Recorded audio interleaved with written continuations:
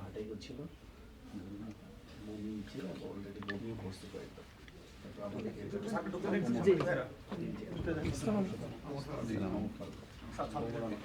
একটু আমি আমার কথা বলে চলে আসে বেশি ঢুকে গেছে না 3 ঘন্টা যদি একটু অবজারভেশন রাখেন খুব বেশি ব্যবহার করছেন তখন ভর্তি করা হচ্ছে ভর্তি করে সব কিছু করলাম না না না না ইলেকট্রোলাইট ছিল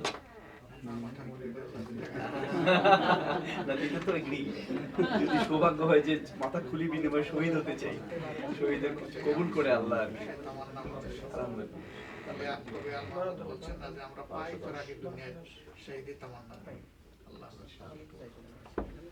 আলহামদুলিল্লাহ